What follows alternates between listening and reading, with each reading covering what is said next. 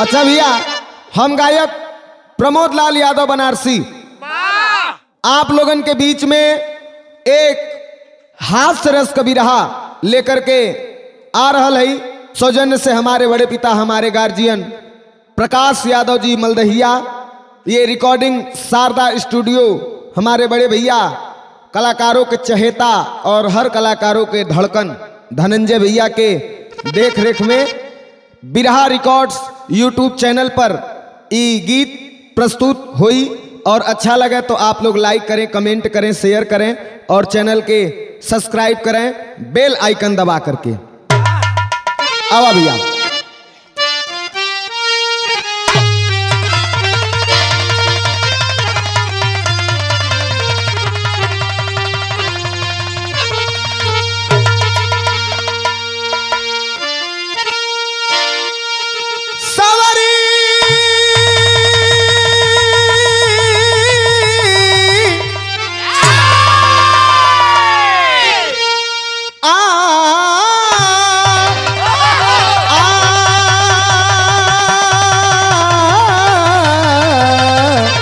सवरिया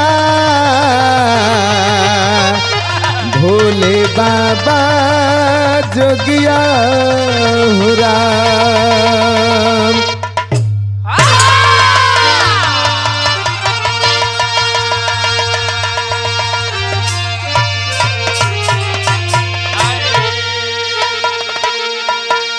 ए भैया, ई भगवान का बनावल दुनिया में भिन्न भिन्न प्रकार के जनजाति और इंसान हुवन। कोई तनी से तेज दिमाग का बात, कोई तनी कम दिमाग का हो। एक कहानी मिलल हो ई के हमरे आदरणीय रमेश यादव कवि जी लिखत हुवन। केकर कहानी, कैसन कहानी बा भैया? आवा।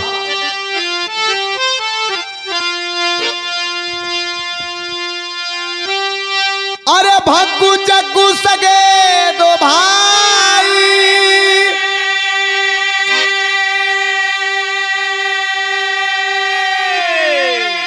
जुड़ावा माता ने जन्माई।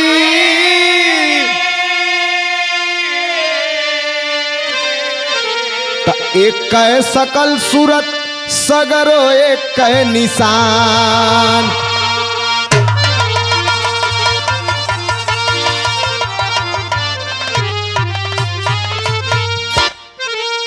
एक रंग के बा पहनावा,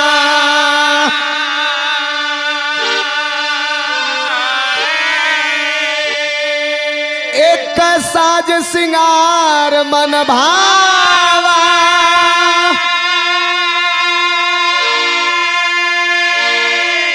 एक साचे में ढाले सूरत भगवान।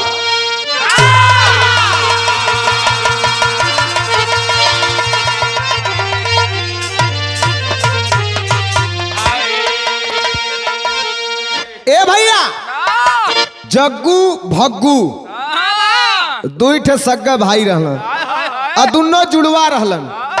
एकदम आंख कान नाक मुंह एकदम सेम रहे। अलग अलग अगर कपड़ा पहिराए के टीका न लगावे तो माई बाबू भी न चिन्ह पावे कि कवन जग्गू हुआ कवन भग्गू हुआ। हाँ, एक का रंग, एक का साज सिंगार, एकदम एक का साचा में भगवान दोनों का सूरत ढाल के भेज देले रहना। लेकिन मन जग्गू और भग्गू जल्ला भग्गू बड़ा नटखट रहना, एकदम छटल बदमाश। जग्गू एकदम बेचारू सीधा रहना हमरे नियर। भग्गू गलती करें अब मार जग्गू खाएं। तर्ज लगल।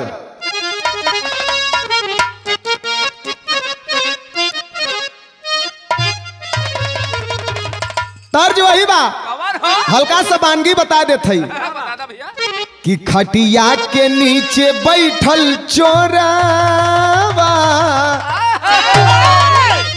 खटिया के नीचे बैठल चोरवा, सासु तनी करना जोरवा।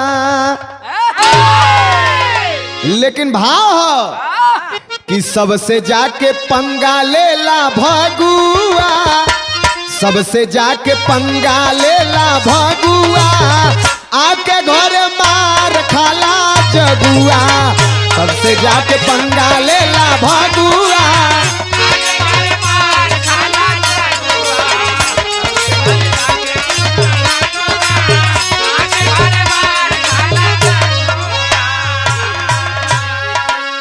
नटखट मिजाज भगु ननव से रहल।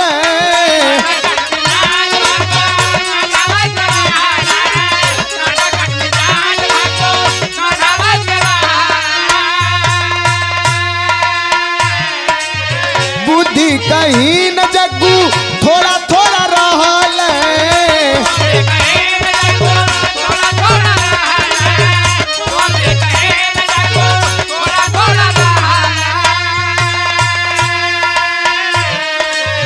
लड़िकन के दल के रहल अगुआ।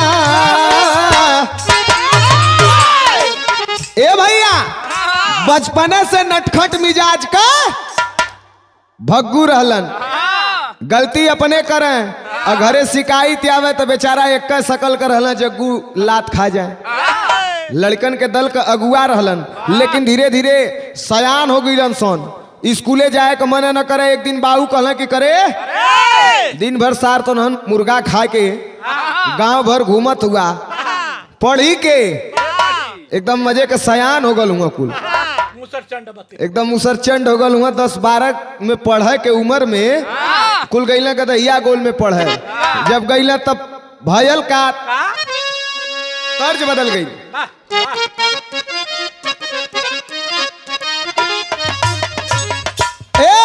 त जग्गू भग्गू साथे पढ़े गईला स्कूलवा में। जग्गू भग्गू साथे पढ़े गईला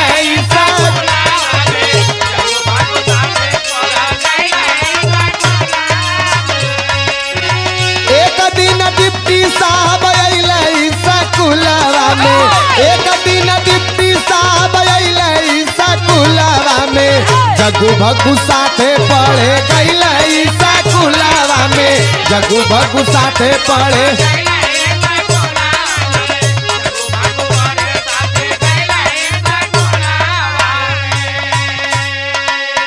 स्कूल में भी जात हुआ कुल पढ़ा तो भगुआ का अपन शरारत चालू है। स्कूलों में लथोरई करत रहे। एक दिन पता लगल कि काल डिप्टी साहब स्कूल में आने वाला हुआ। मास्टर साहब मुंशी जी गईले जाए के भग्गू से कहले कि ये बेटा काल स्कूल मत आया। कहे काहे गुरुजी? ओकर आदत रह जहिया मास्टर कहे मत आया भैया याद बदाए के आवे। जहिया कहे कि काल यहाँ तोहार स्कूले में जरूरत हो दिन न आवे। आज मास्टर साहब कहले कि काल मत ये भाई तोर हाथ जोड़त है। का कहले? मुंशी जी कहले भग्गू काल जनी आया, आपन वाला दाव जाके जग्गू पे चलाया।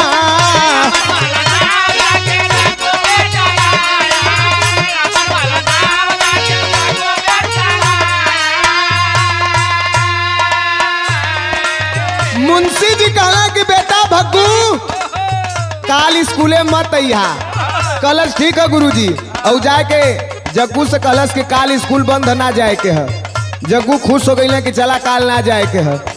हरी जग्गू के जगह पे बस्ता लेके जाए के एकदम अगवा बैठ के सीना तान के एकदम फूलक बात।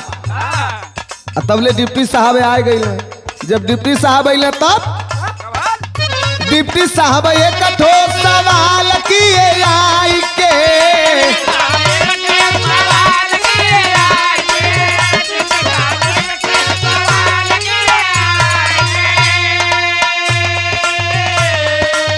राम के खड़ाऊ बोला लाया के उठाई के।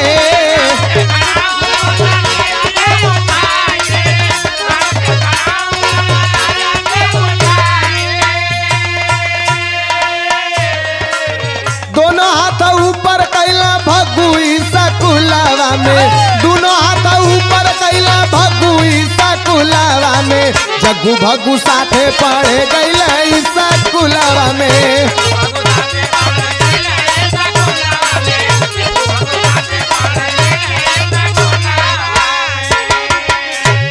ए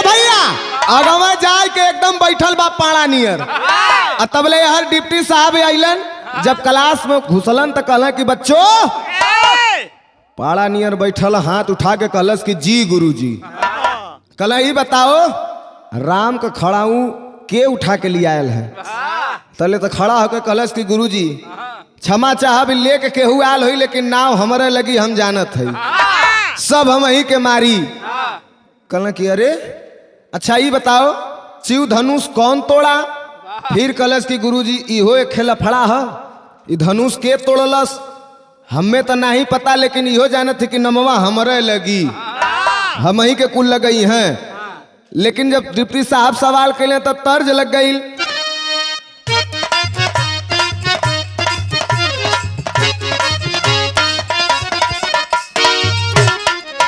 भगुआ कहा था डिप्टी साहब से, हई राम का खड़ाऊ के लिए शिव धनुष के तोड़लस का मालूम, लेकिन नाव हमारे लगी। एक बात सुना का रो के कहता, भगु कहले सुनिला हमारी बात हो, भगु कहले सुनला हमारी बात हो, भगु कहले सुनला हमारी बात हो, आज हमें मरी है सब 4 लात हो। भगु कहले सुनला हमारी बात हो,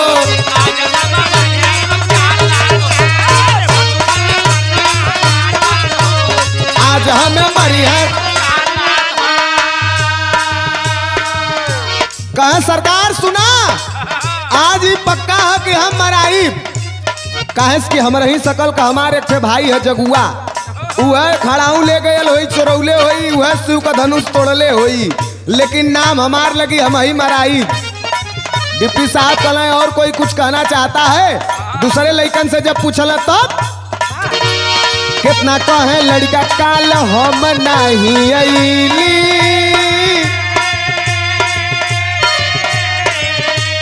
कितना कहे लड़का काल हम नहीं अइली, कितना कहे साहब जी हम ना ले गईली हो, हम ना ले।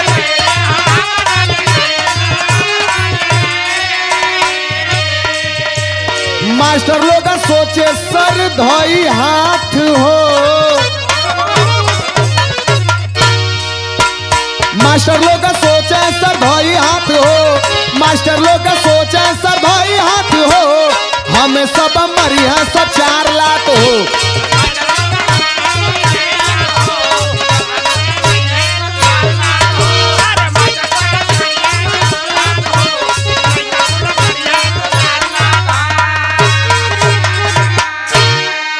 दूसरे लड़का के खड़ा करो, डिप्टी साहब कहले तुम बताओ राम का खड़ाऊ के ले गयल, शिव धनुष के तोड़लस? वो कहलस कि गुरुजी हम तो काल अइले ना रहलू। तीसरे के खड़ा करौला, कहला गुरुजी माई का कसम खा के कहते हम ना ले गल है। मास्टर लोग कपारे हाथ धलेला, कहला कि अब नहीं अब बनल। एक मास्टर साहब रहला, वो तनी मूर्धनी ख रहना, जाके डिप्टी साहब से कहला कि काहे झूठे तू परेशान हुआ, लइका हुआ कौनो धनुष तोड़ देले हुई है, कौनो खड़ाऊ उठा के लेके चल गल हुई है, स्कूल का फीस जमा है, दूसर खड़ाऊ किना जी तू झूठा चिंता कैले बाड़ा। डिप्टी साहब कहले कि लइकवा ना यहाँ मास्टरों कुल बंद हुआ सोन, लाल स्याही लगा दे, स्कूल बंद हो गया। घरे जग्गू भग्गू का बाबू नाराज हो गई, कल एक काम कर तो पढ़ाई बंद कर, जाके कमो सोन कहीं। भग्गू कहला कि कहाँ जाई कमाए, तले संग मिलल निकल गया बम्बई। जाए के वही बम्बई में जुहू चपाटी चना बेचे लगला, चना बेचत रहला, वही जे संगी रहे, दिन भर चौपाटी पे चना बेचे समुंदर के किनारे, रात भर जवन है कि दोस्त के घरे आराम करे। एक दिन बाबू चिट्ठी लिख के भेजल कि ये बेटा तोर शादी तय कर दिले है, घरे आओ। कलश की वाह हमार शादी हुई, बियाह बदे वहां से चलल है, आयल है घरे एकदम सूट बूट में एकदम पहिर के, जब गयल है बियाहे बदे, और जब कोहबर में गयल तो साली लोग तनी से मजाक में दही लगा देहनी गाल में। जब दही गाल में लगौलिन है तो दही देख के कलश की सुनो ए जवन दही लोगन गाले में लगावत हूँ, ई दहिया हमार लीलरा या गलवा खाई कि मुहमा खाई। दही लाई दी हो तो कम से कम राइस लाओ, राइस अब वहाँ कुल साली एक दूसरे का मुंह ताके लगली कि राइस का होला। गांव देहात बा, कोई अंग्रेजी जनता नहीं भाई, अंग्रेजी में बोलत बा कि राइस लाओ। कैसे कहा? अरे साली सब हंस कर बोली, अरे राइस ही कवन तमाशा बा, अरे भक्कू कहाँ हम पढ़े लिखे वालों की ये परिभाषा बा।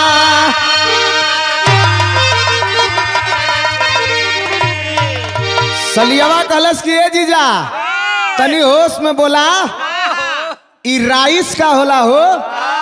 कह लगल डांटे, तुम क्या जानोगे, तुमको पता नहीं है को, तुम क्या जानोगे, तुम यहाँ बैठो, हम बताते हैं। ये सब पढ़े लिखे, हम जैसे पढ़े लिखे लोगों की परिभाषा है, हम लोगों की भाषा है। बंबई कमाते हो, तुमको पता नहीं है को, अंड बंड वही में चापत है। आई कहता ना कि हमके चावल चाहत है, दही लौकल है तो के चावल चाहत रहे, तो चावलवा को कहे राइस लाओ। अब वहाँ लोग जनता ना कहता कि अब वही तो लोगन राइस पे इतना तमाशा कैले हूँ। अब वही एक चीज तो बकिए है, का कहे साली राइस पे तू लोगन चिहुकल हूँ, असली तो है का कहे कि अरे पानी के जब बटरवा कह सुना, अरे पानी के जब बटरवा कहब, राइस सुन के नाम जनी हमसे करा न खराबा।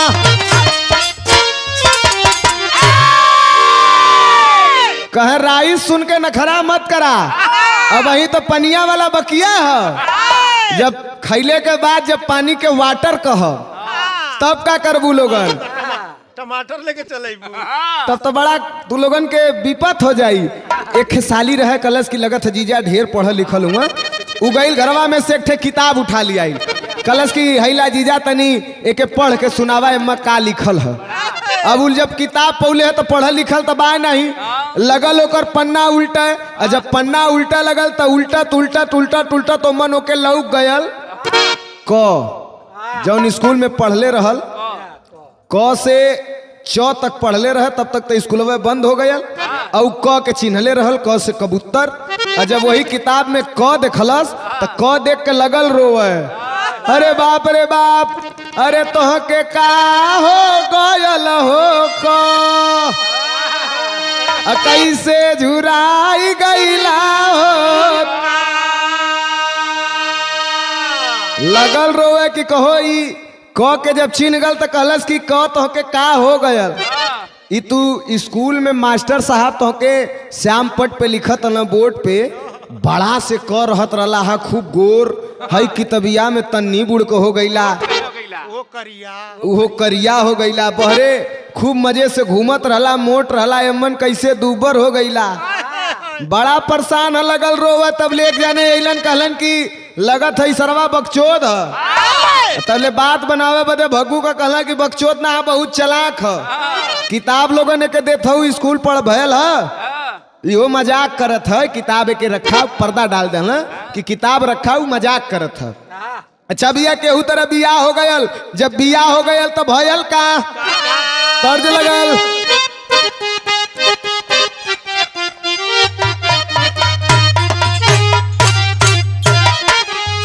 अरे कैला भक्कू बम्बई पयनावा, नारी छोड़ावा नावा ये भरिया।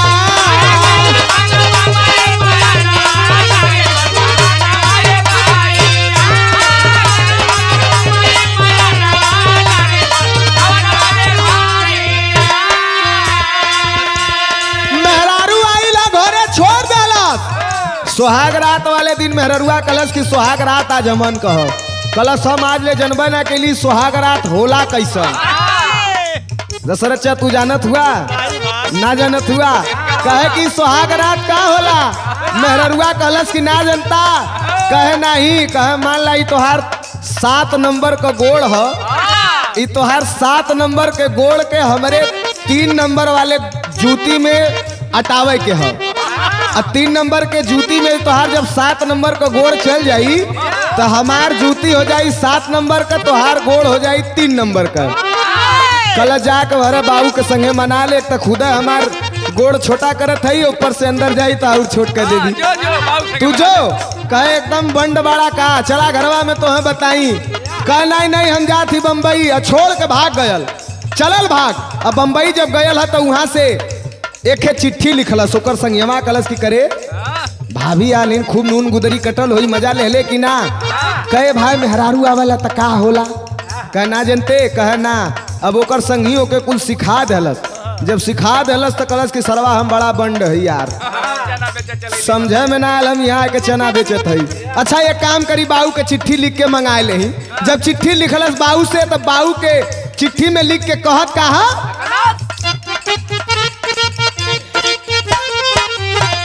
कुछ दिन बाद बाबू चिट्ठी पठाई,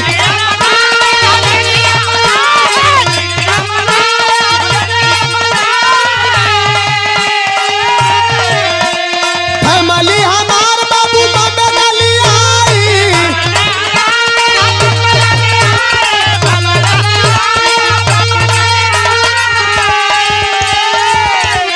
चिट्ठी लिखले हवाई जैसे, ए बाबू यहाँ बड़ा दिक्कत होता, हमार फैमिली के ट्रेन पकड़ा दा, महानगरी से यहाँ आई, कुरला उतर जाई, हम जाके ओके नहीं ले तो घरे आके वहाँ से जाके रिसीव कर ले।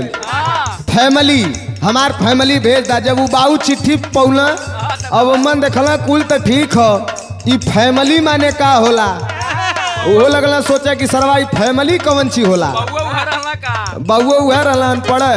अब वो सोचल कि अभी फैमिली का होला, तो लगल चिट्ठी लेके गांव गांव घूमे, पाती लेके बाबू गौवा में बचवा वाला।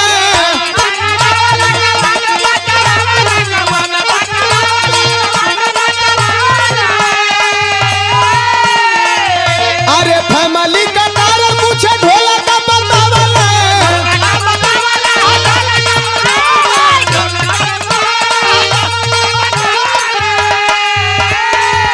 अरे जमन दादा, अरे जमन दादा, अरे जमन दादा टांगल बदला नवा, नारी छोड़ भावा नवा ये भैया।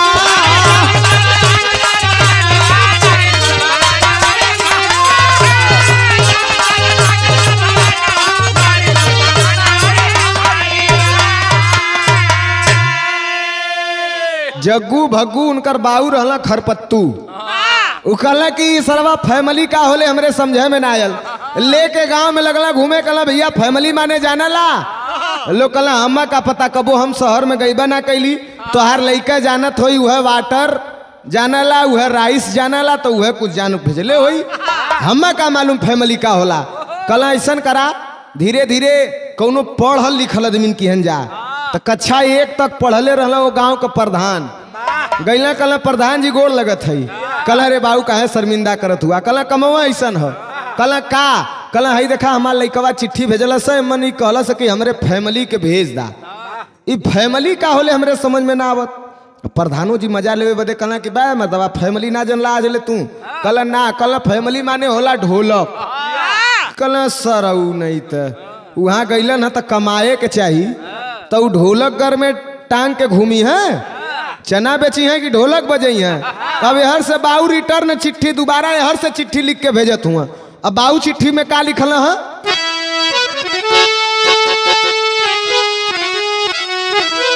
उनकर बाऊ भग्गू जग्गू का भाऊ खरपत्तू, वो चिट्ठी में लिखत हुआ कि ये बेटा फैमिली तोर हम न पहुंचाई, तू वहाँ कमो, तोरे फैमिली का यहाँ बड़ा काम हो। का होला तोरे फैमिली में तनी से सुन ले, का कहे, अरे मनोरंजन के, ए बेटा, अरे मनोरंजन के साधन बनल तोहार फैमिली जाना तू, अब बुढ़ौती में लागल मन हमार फैमिली जाना तू।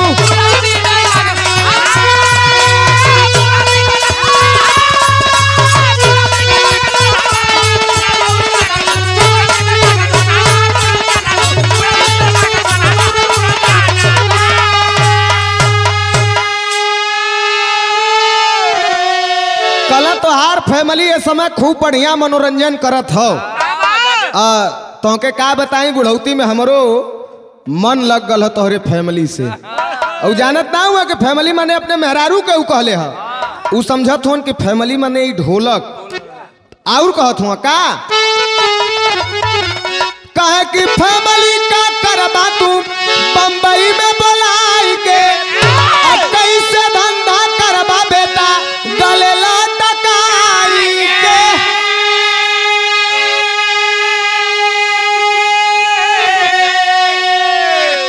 अपने फैमिली के तू बंबई में बुला के का करबा कैसे तू धंधा करबा अपने गरे में लटका के अपन फैमिली। सुना एक के बात का कहे अरे हमारे जीवन में ना तोरा अधिकार फैमिली जाना तू हमारे जीवन के बाटे आधार फैमिली जाना तू। लिखलन कि लड़का हुए तो लड़का नियर रहो ले आई तोर फैमिली जवन है ए पर हमार अधिकार है हमारे जीवन का यह आधार है। जबले जियब तबले तोर फैमिली तोरे लगे ना जाई ऐजे रही हम ओके बजाई हम ओके बजाई का कहे उ समझत ना हुआ। चिट्ठी जब भेजवावत हुआ तब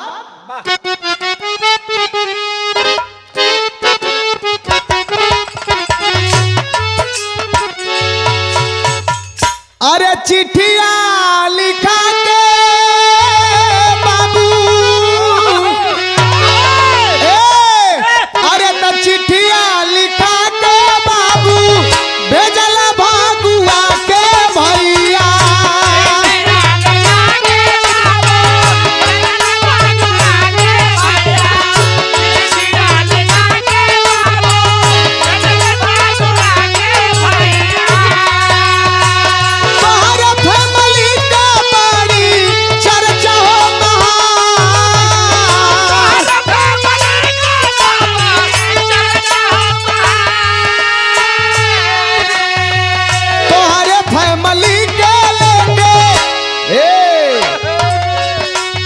तोहार फैमिली का चर्चा बड़ी महान हो। और सुना तोहरे फैमिली के संगे का होत हो। तोहरे फैमिली के लेके गाँव भर बजावे भैया।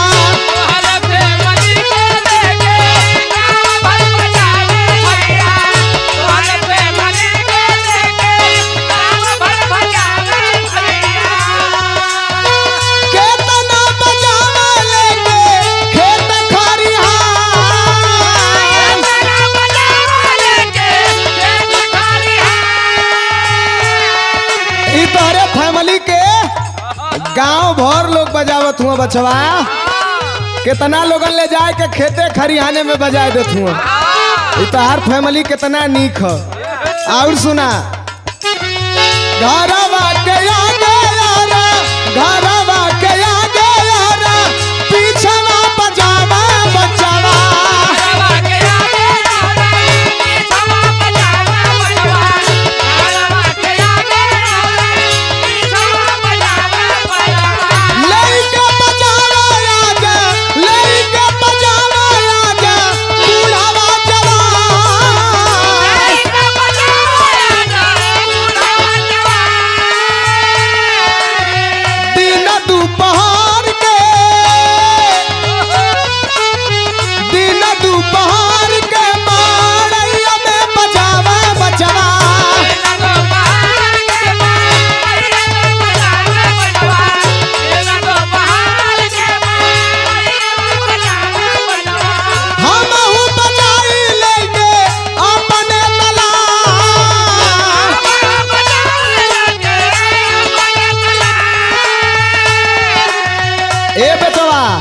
तोहार फैमिली ना जाई तोहरे फैमिली से बुढ़ावा जवान सब खुश हो। मनोरंजन का साधन हो तोहार फैमिली।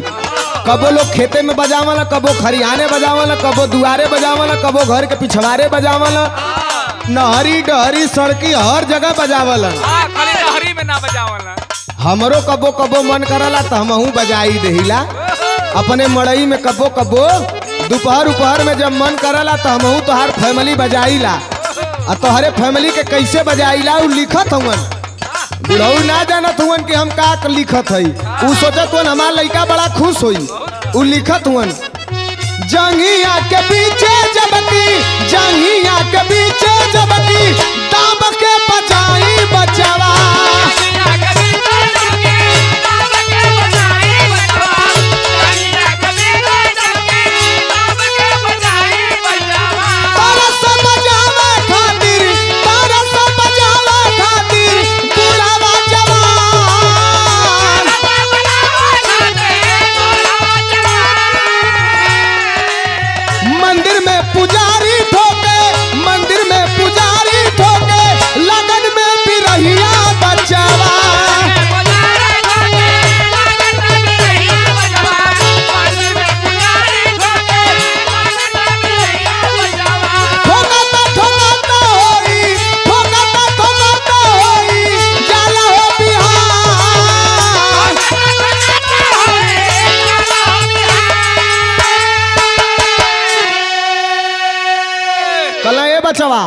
जब तोहरे फैमिली के बजाइला तो कबो कबो तोहर फैमिली बड़ा तेज आगे भागला।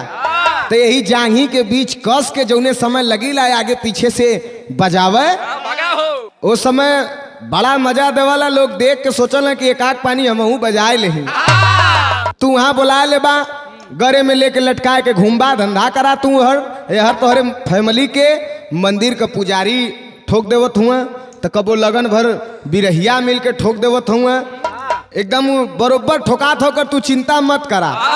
और जब हर भगू पढ़ला चिट्ठी उनकर माथा फेल हो गल। कहले कि ले बाप हमार जना था पतो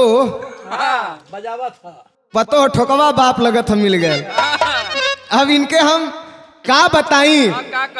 घरे से निकली तो कहली कि बाबू तनी देख रेख करिया। ऐसा देख रेख कर देना कि अब का बताई। वो हमें जाना था कि तो पानी फिर जाई। उ जौन 3 नंबर का जूती रहल अब हमें लगा था वो 18 नंबर का जूती हो गल हुई। अब वो गुस्सा में लिख के चिट्ठी वापस भेजलस। का लिखलस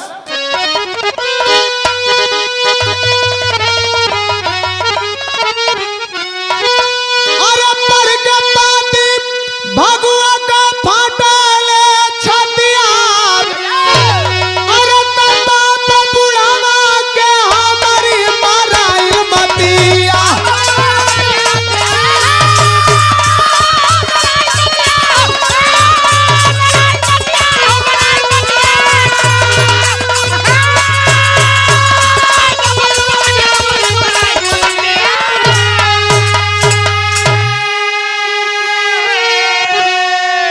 कहा था कि लगा था कि हमारे बाप बुढ़वा का मती एकदम खराब हो गया। ये लगला पतो है ठोका फैमिली का मतलब उ ना जानला कि हमारे मेहरारू के कहत है। उ ढोलक जान के लिखल न सब। अरे जब पढ़लस तो एक दिमाग खराब हो गया तो फिर लिख के कहत है का अरे अपने तो अपने गाँव घर के बतावेला और टोला पड़ोस ही तो नात के बोलावेला। तो मजा करा बाबू दूसरा ना चाहे बस दिया। दोबारा चिट्ठी लिखलस कि अपने तो बजौता हुआ हमारे फैमिली के गांव भर के बजवावत हुआ। पूरा गाँवों से बजवावत हुआ। टोला पड़ोस हित नाथ से भी बजवा देत हुआ और बिरहियन से भी बजवा देत हुआ। तो एक काम करा तू हमारे फैमिली के लेके हरे मजा करा। अब हमें हरे दूसर शादी कर ले। बाबू जब चिट्ठी पढ़ना कल दूसर शादी कर ले भी सरवा फैमिली बदे इतना नाराज हो गयल। शादी दूसर करी बस ढोलकिया टांग के लेके पहुंच गिना बम्बई। संगे संगे में अररुओ को लेके गईलन। जब पहुंचलन वहां कल कि करे सार तोरे बुद्धि नहीं है। ढोलकिया के आगे कह कहतो नहीं फैमिली बदे तो इतना नाराज हुए दूसर बियाह करबे लेके रख आई अपन मेहरारू संहार। कहे ए बाबू ये तू फैमिली का मतलब पहले समझला का ई बतावा। कहला फैमिली माने ढोलक न कहे के बतौलस। कहे गांव के प्रधान जी कहला कि फैमिली माने ढोलक। तो कहला मतलब तू ढोलक के लिखले रहा है। कहा हाँ हम ढोलकिया के लिखले रही है कि गांव घर टोला पड़ोस मंदिर का पुजारी बिरहिया सब बजावत है बड़ा आनंद में है। तोर फैमिली कोई दिक्कत ना है। कहा फैमिली माने होला मेहरारू। हम अपने मेहरारू के कहत रही। कहला ओ तो तोर मेहरारू में कोनो दिक्कत नहीं है जैसे के तैसे सेफ है। एक अब तू रख ले जाए बैठिन तू। तब अरे सुन के खबर तब बाबू पगलैले फैमिली का राज लोग ढोलक बतैले अरे खुशी से भकुल के जिया जीवन सतिया तब बाप बुढ़ावा का हमारे मराइल मतिया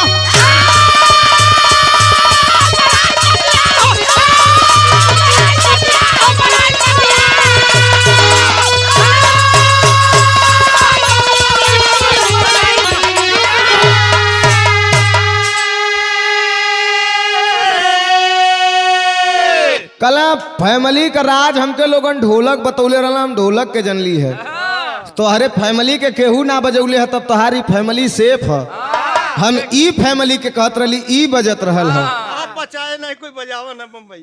अब बम्बई में के तय बचा के संभार के रख अब ओकरे बाद जग्गू खुश भइला अपने मेहरारू के संगे खुशी खुशी वहाँ रहला बाबू दोबारा रिटर्न टिकट लेला 350 को कुरला से पकड़ना महानगरी जनरल वाला जर्नल वाला वही में अपन छुक छुक छुक छुक चिनिया बादाम फोरत चलिए घरे।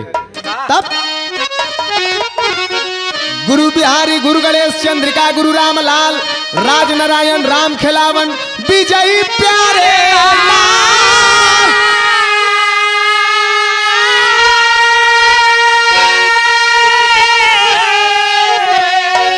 अरे पानी के जब